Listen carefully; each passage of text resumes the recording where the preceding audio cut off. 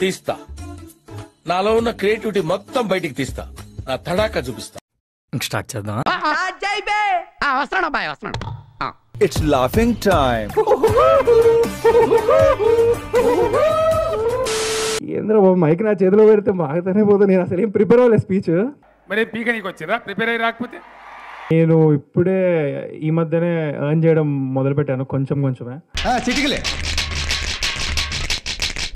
ఈ సినిమాకి ప్రాఫిట్స్ ఏమైనా వస్తే వచ్చిన దాంట్లో నుంచి 10% కూడా నేను ఈ కాజ్కి తప్పకుండా ఇస్తాను. మంచి మంచి కట్టుబాట్లు సార్. అందరికీ hi.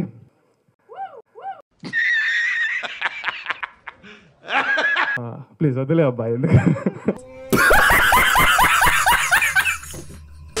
Ramnagar Bunny. Okay my debut film.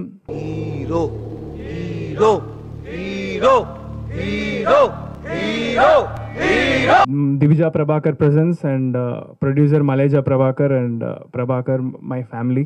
అయన్నొద్దు, పాయింట్కి రా. ఇక్కడ కూడా వచ్చాడా? ఈరోజు ఇక్కడికి వచ్చిన మీడియా వాళ్ళందరికీ థ్యాంక్ యూ. ఎక్కడ స్టార్ట్ చేయాలి? మళ్ళీ మొదలెట్టారా? ప్రశాంతంగా ఉండనవారు. ఓకే, ఎగ్జాక్ట్గా చెప్పాలంటే ఇంకొక 10 days అయితే 2 years అవుతుంది లాస్ట్ టైం నేను ఇలాగా స్టేజ్ ఎక్కి. మోడల్ సూపర్ మోడల్ హడల్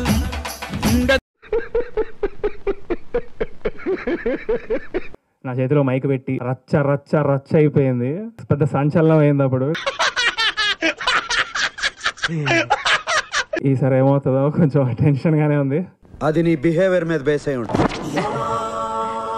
ఎందుకు అయిందిరా అని నేను ఆలోచిస్తే నాకు అనిపించింది ఒకటే, చెప్పు. నా చేతులు నా జేబులో పెట్టుకున్నా అంతే. ఎందుకు? దానికి ఎందుకంత నా మీద లక్షల మంది కోట్ల మంది ఏమో పడిపోయారు అందరు నా మీద. చాలా మంది చెప్పొచ్చింది ఏంటంటే స్టేజ్ మీద ఒకలాగా బిహేవ్ చేయాలంట. ఏమో మరి నాకు స్టేజ్ మీద ఒకలాగా కింద ఒకలాగా బిహేవ్ చేయడం రాదు. సినిమాలో చేస్తాను యాక్టింగ్, కానీ రియల్ లైఫ్ లో చేయమంటే నా వల్ల కాదు. ఒకవేళ నేను టైం ట్రావెల్ చేయగలిగి September 16th 2022 మళ్ళీ అదే రోజులోకి వెళ్తే నేను మళ్ళా అలాగే నిల్చుంటా, మళ్ళా అలాగే మాట్లాడతా. మనకు కావాల్సింది కూడా అదేలేమ్మా.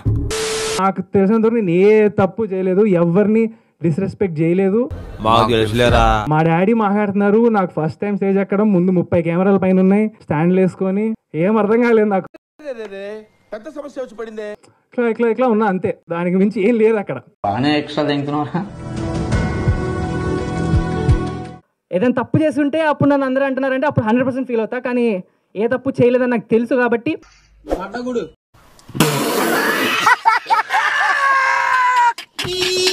అయితే దానికి కారణం నా మెంటల్ ఫౌండేషన్ స్ట్రాంగ్ ఉందని నేను నమ్ముతాను. అది మా డాడీ నుంచి నాకు వచ్చింది.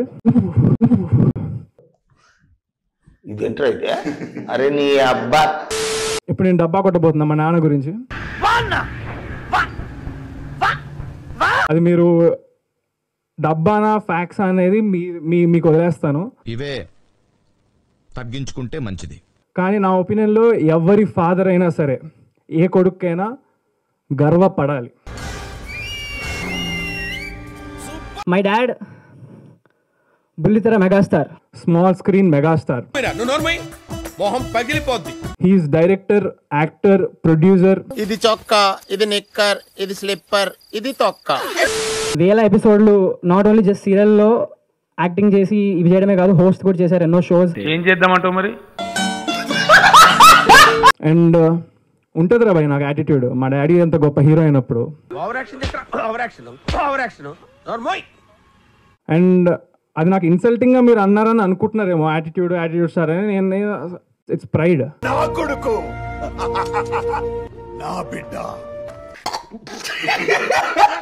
And also in the pride in my talent. నా కాన్ఫిడెన్స్ నాకు ఉంది.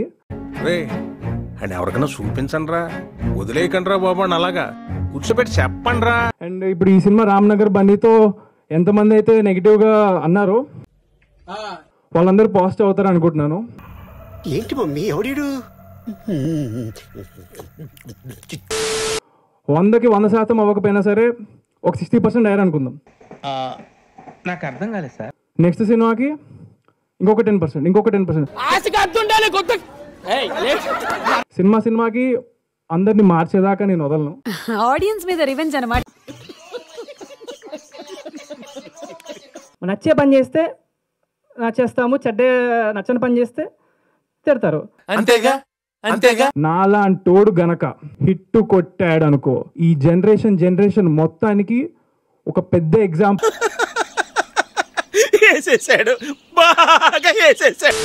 నాలాంటోడే నెగిటివిటీని పాజిటివిటీ చేసిండంటే ఎవడైనా చేయగలుగుతాడని ప్రతి ఒక్కళ్ళకి ఉంటుందని నేను అనుకుంటున్నాను.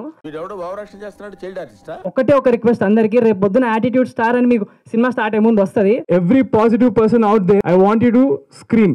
అరే ఏంట్రా ఇది? మీరు అరవాలి, ఇది నా రిక్వెస్ట్. నా కోసం కాదు, బట్ నెగిటివ్ నా కొడుకులందరికీ. ఏం మాట్లాడుతున్నావురా? నరాలు కట్ అయిపోయింది. నెగిటివ్ గా ఉండేటోళ్ళందరికీ మైండ్ పోవాలి వాళ్ళకి. బేసిక్ గా ఐ వాంట్ ఏమంటారు స్ప్రెడ్ లవ్, పాజిటివిటీ. వీలైతే ప్రేమిద్దాం చూడు, మహా అయితే తిరిగి ప్రేమిస్తాం. ఆయన లాస్ట్ మంచి మంది అయితే దానికి వచ్చే కిక్కే వేరబ్బా.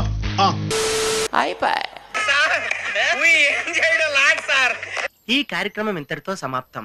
రేపు ఇదే అలవాసులపై మళ్ళీ కలుసుకుందాం. అంతవరకు సెలవా మరి. నా ఛానల్ పేరు గుర్తుందిగా? Please like, share and subscribe.